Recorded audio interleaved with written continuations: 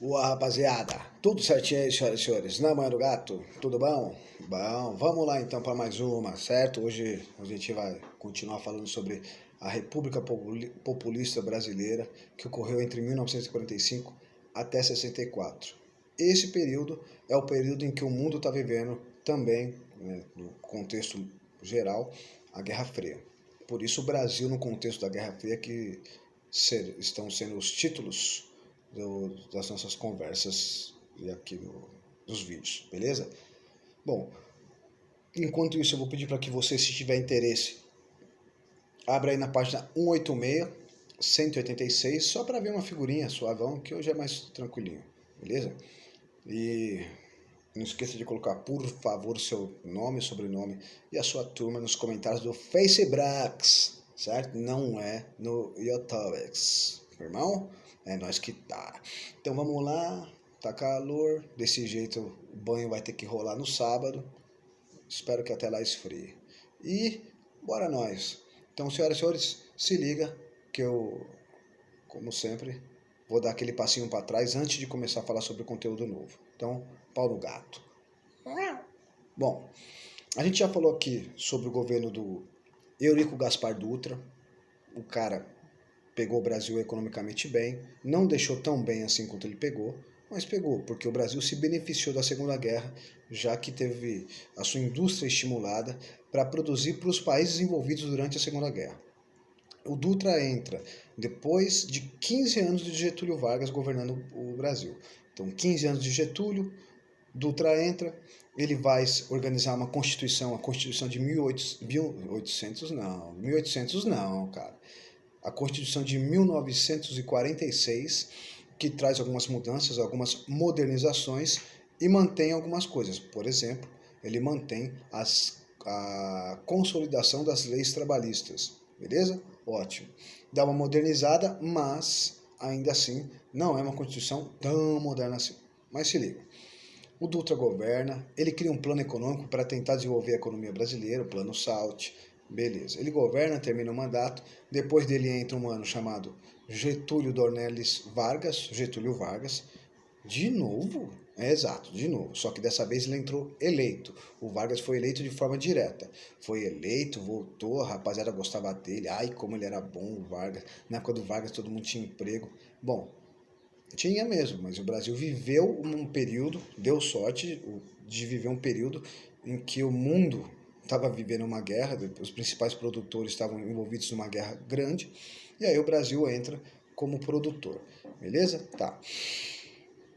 O Vargas vai ter uma dificuldade enorme para governar, respeitando leis, certo? O Vargas foi bom para governar de forma ditatorial, mas respeitando a Constituição ele teve uma dificuldade grande. E aí, por causa da pressão, principalmente por causa do Carlos Lacerda, que pressiona ele bastante, acusando o Vargas de ser comunista. Aliás, o Lacerda, qualquer pessoa que não concordava com ele chamava de comunista.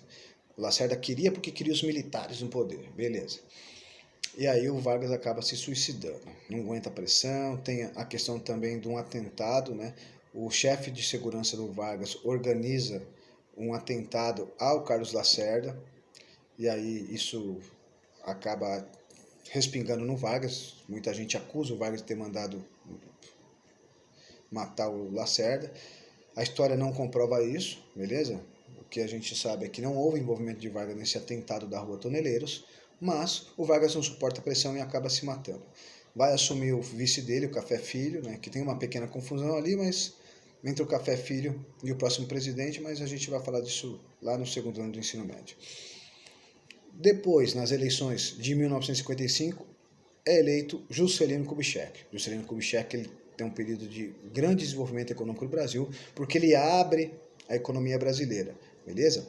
Então você vai ter indústrias de outros países se instalando aqui, empresas se instalando aqui, e com isso nós vamos ter um certo desenvolvimento.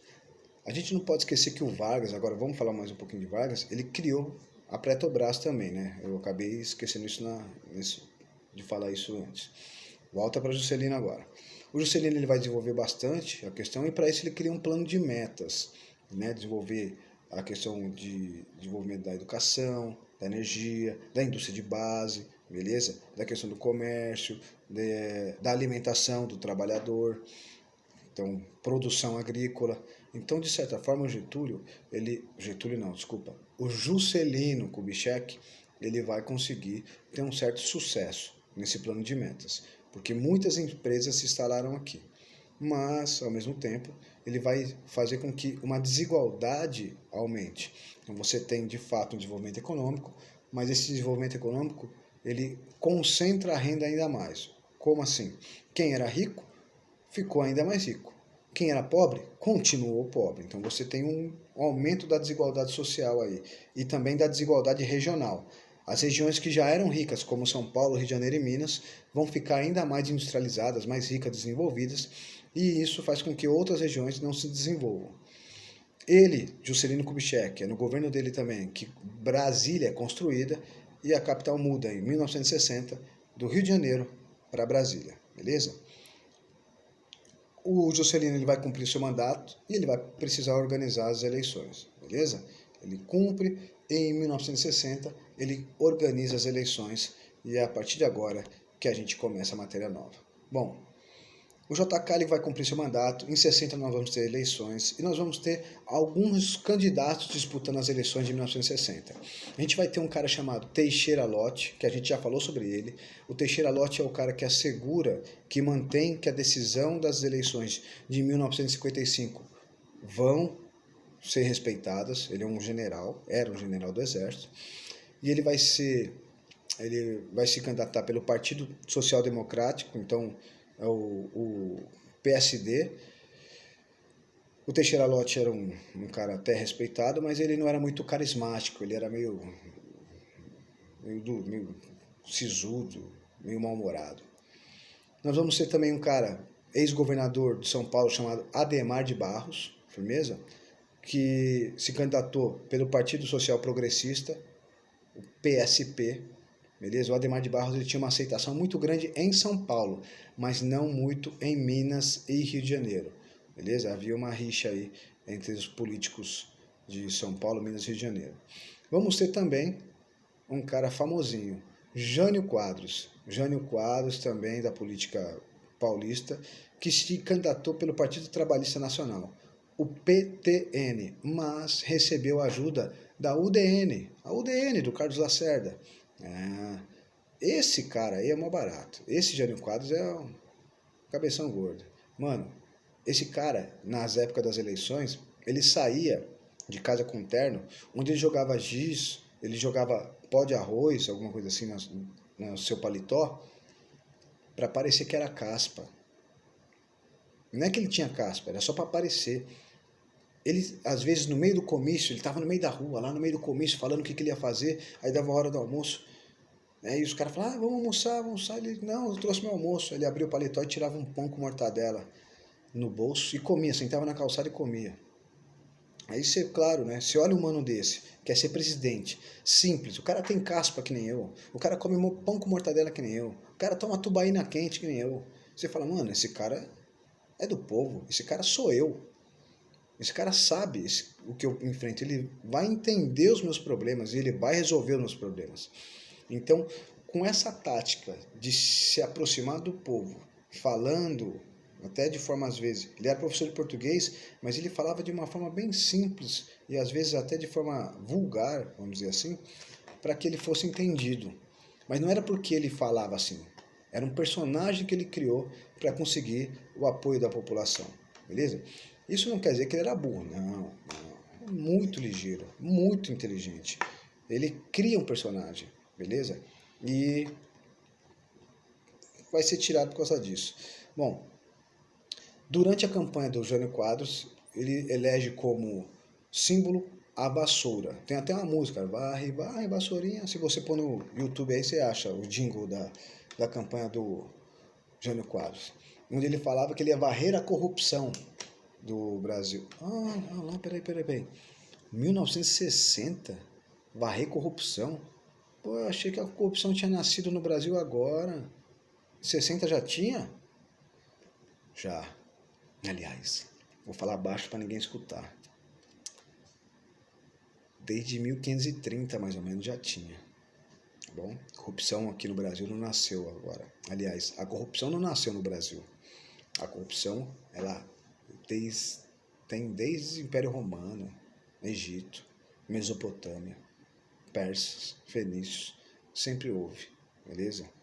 O problema da corrupção é o ser humano. Espero que a gente saia disso um dia. Bom, o Jânio Quadros, então, com essa ideia de que ele ia varrer a corrupção do Brasil, consegue vencer as eleições, beleza?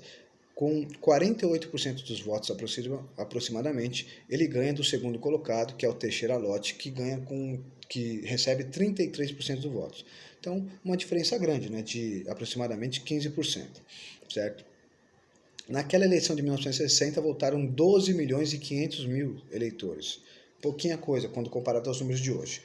A gente não pode esquecer que que o Jânio Quadros, ele é um cara considerado de direita, conservador, certo? Então era a favor da moral e da família brasileira, irmão. Ele é um cara religioso, anticomunista e, com essas atitudes de querer se parecer com a população, é populista também. Bom, ele assume em 1961, ele ganha as eleições e assume tranquilamente, mas ele pega uma economia meio zoada. O Juscelino Kubitschek, ele não entrega um país muito bem economicamente. Havia um processo de inflação muito alto, o preço das mercadorias subia rápido demais, e o Brasil tinha uma dívida externa muito grande. O Jânio Quadros, então, vai tentar diminuir os gastos do governo. Como que ele vai fazer isso? Primeiro, ele vai falar, o banco estatal não vai mais emprestar dinheiro, vai parar, diminuir a questão do empréstimo. Segundo, os salários de todos os trabalhadores brasileiros estão congelados, não podiam ter qualquer tipo de aumento. Isso é um problema, porque se o preço das mercadorias aumenta, o meu salário tem que aumentar também, senão eu não consigo comprar o que eu comprava. Mas isso não vai ocorrer. O preço das mercadorias vai aumentar, mas o salário foi congelado pelo governo do Jânio Quadros. Então, o trabalhador não vai conseguir mais comprar o que ele comprava. Por isso a gente chama isso de... Isso a gente fala que o trabalhador perdeu o poder de compra. Beleza? Tá. Além disso também, o preço de mercadorias como petróleo ou trigo aumenta muito no governo do Jânio Quadros por uma medida errada do seu próprio governo. E isso vai afetar, né? Petróleo, gasolina e trigo, pão, macarrão. Então você vai ter um aumento do preço do pão, do macarrão, de coisas derivadas do trigo, que atinge demais a população, principalmente a população mais pobre.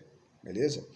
Aí você fala, mas isso é ruim para o Brasil. Sim, mas não é ruim para o Fundo Monetário Internacional.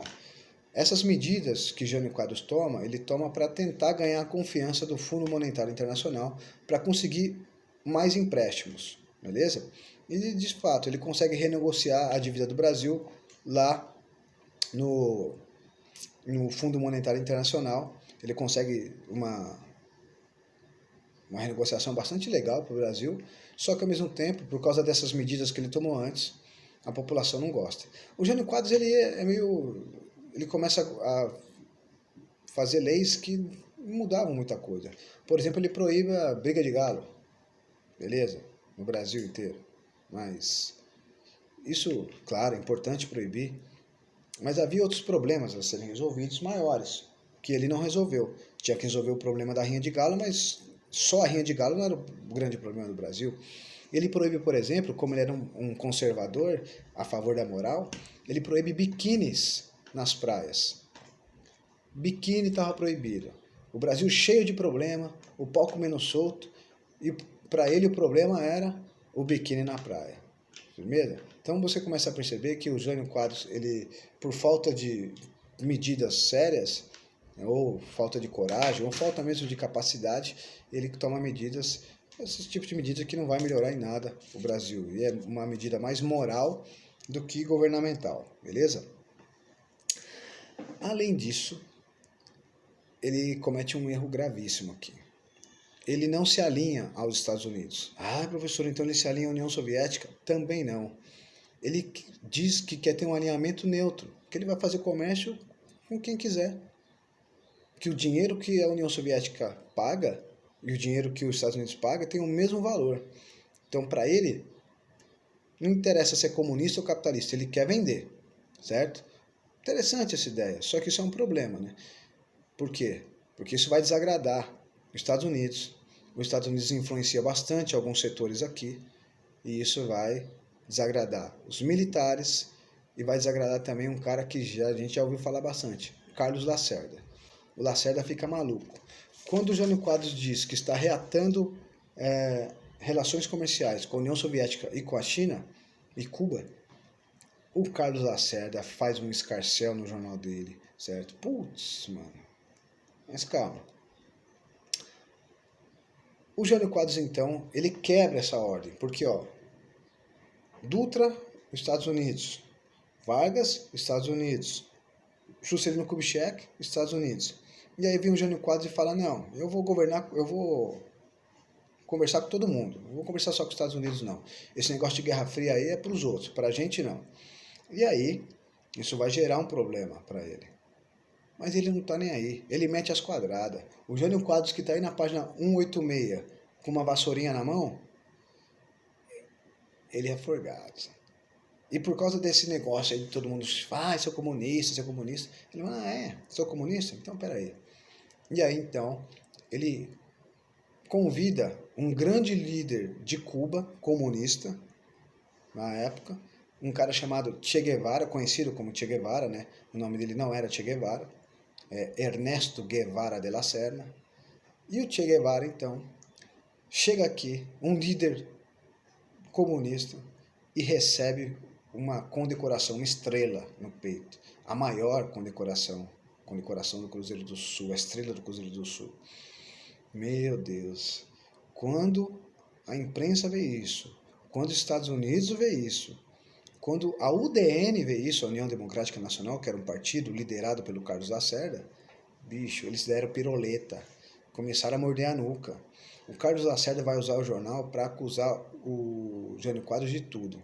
Fala que ele é comunista, fala que ele quer implantar o comunismo no Brasil. Meu Deus, o cara foi eleito, ele é anticomunista, certo? Mas o Carlos Lacerda ele tinha certeza que o Jânio tinha um plano de implantar o comunismo no Brasil, certo? E falou, ele tem um plano, ele só não apresentou esse plano. Isso, então, a gente vê que a imprensa, né, no caso do Carlos Lacerda, ele acusava, mas não tinha como provar. Ele falava, as pessoas acreditavam, mas ninguém falava, tá, mas prova. Como é que você prova essa acusação? Beleza? Ah, eu sei, mas sabe como? Bom, o Carlos Lacerda, inclusive, novamente, fala uma coisa que ele já tinha falado lá com Vargas, com Juscelino Kubitschek, e vai falar agora com Jânio Quadros. O Lacerda fala que a única salvação do Brasil seria se os militares tomassem o poder. Beleza. O Jânio Quadros, então, sofre uma pressão enorme, mas ele tenta dar um contragolpe. Tinha um monte de gente falando, Jânio, sai fora, você vai tomar um golpe. E aí o Jânio renuncia. Ele deixa o poder. Ele deixa o poder no dia 25 de agosto de 1961. Só que quando ele renuncia, a gente não sabe até hoje se foi uma estratégia mal dada dele, se ele foi um fracasso nessa estratégia. Por quê? Ele renuncia, mas não sai do Brasil, fica esperando na sua casa uma reação. Muitos historiadores afirmam que ele renuncia esperando o quê? Como ele foi eleito com quase metade dos votos, quando ele deixa o poder, ele entrega a carta para o Congresso e o Congresso aceita a sua renúncia, ele esperava que a população brasileira no outro dia saísse às ruas pedindo para que ele ficasse, beleza? Então ele renunciou num dia e falou, ó, amanhã a molecada vai estar maluca pedindo a minha volta e eu vou voltar por cima, no braço do povo. Estourei. Ele está esperando até hoje, inclusive dentro do caixão. Nada acontece. A população continua trabalhando normalmente, o Congresso aceita a renúncia dele, e aí, pela lei, vai assumir o vice-presidente dele, beleza? Então, o Jânio Quadros, como ele desagradou os setores da elite que ficaram com medo dessa aproximação dele com a União Soviética e a China e Cuba, e como ele desagradou também a população que estava sofrendo com os baixos salários e a alta inflação, ninguém reclama quando ele renunciou. Ele renuncia, vai assumir o vice dele, que é o vice que a gente já falou, um cara chamado João Goulart, Jango, que foi ministro do Trabalho no governo Vargas e foi vice-presidente de Juscelino Kubitschek. E ele era vice-presidente também do Jânio Quadros. Só que o João Goulart, há muito tempo é acusado pelo Lacerda de ser o quê? Adivinha? Comunista. O Lacerda, todo mundo é comunista, beleza? Basta discordar dele. Por isso, será que o João Goulart assume? Que agora ele vai ser presidente, o Jânio Quadros saiu. E de acordo com a Constituição, é o João Goulart que vai assumir. Será que ele assume? Não sei. Isso são cenas de um próximo capítulo. Firmeza? Senhoras e senhores, por enquanto, muito obrigado pela atenção e paciência. Me desculpa se eu não por nada. Vai de leve na manguarda da Marília. E aí, usar máscara nessa cara. Eu te vi na rua sem máscara, hein, o seu pé de breque. É nós que tá. Fui. Abração. Cuidem-se.